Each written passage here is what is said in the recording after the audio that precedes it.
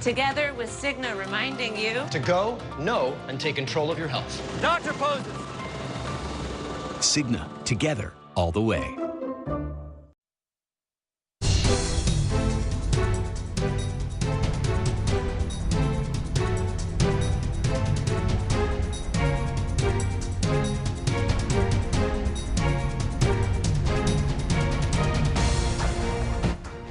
New tonight, solidarity during day 3 of the sit-in at Howard University. Students have taken over 100% of the administration building. Campus police have left this from the whistleblower who uncovered the scandal that led to this sit-in. Just a quick recap for you. The students are frustrated over the scandal that employees allegedly stole money that was supposed to go to students who needed financial aid, and they say it's about $1 million. Hundreds took over the administration building on Thursday. They have a list of demands. One of them, fire the university's president. Our Michael Quander is live right now with the latest. Michael, how's it going right now?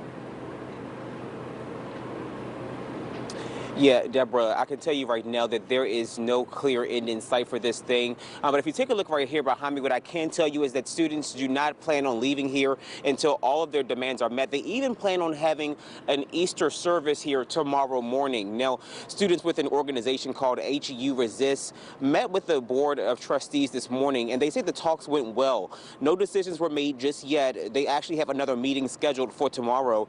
Now, student organizers say that the university's president, they want him fired, and they also have 8 other demands that include giving students a stronger voice on campus. Now, all of this comes after it was uncovered earlier this week that 6 staff members were fired after allegedly stealing financial aid money that should have went to students in need.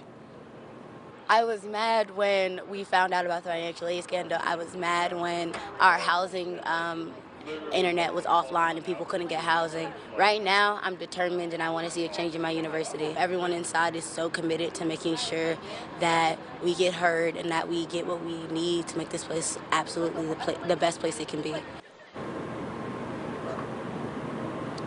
No, we don't. Now, we do know that there were alumni here showing their support that were involved in similar protests in 1989. Some of them talked to students inside of the building about their experiences, and we do know at least one of them is still inside of the building tonight. Now, last year in April, faculty leadership voted no confidence in the president here. At the time, they cited concerns about financial problems, a lack of transparency, and failures of leadership. Now, back out here live, students have complete control of the building.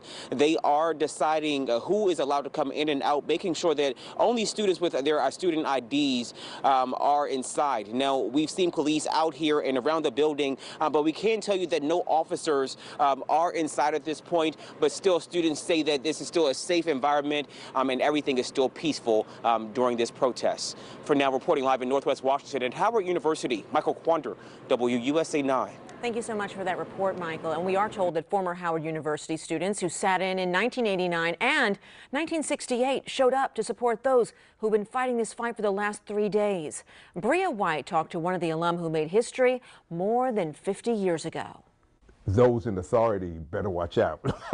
That's Tony Gittins, class of 68. Oh yeah, I was one of the leaders. I was more than there. In the 60s, he was involved in a lot of demonstrations at Howard. That includes a 4-day sit-in. We walked into the A building, as we called it then, and the word got out in the dormitories, and within an hour, there were 1,200 students in that building. Now, back at that same building, students have been camping out since Thursday. They posted their 9 demands outside the building, one of them calling for the resignation of the university's president.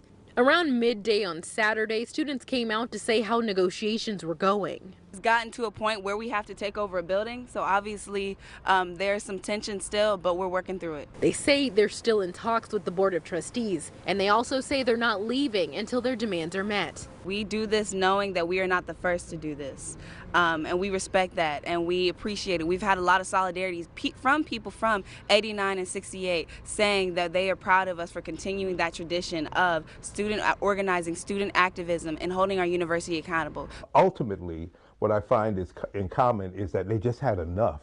Gittins says they're causing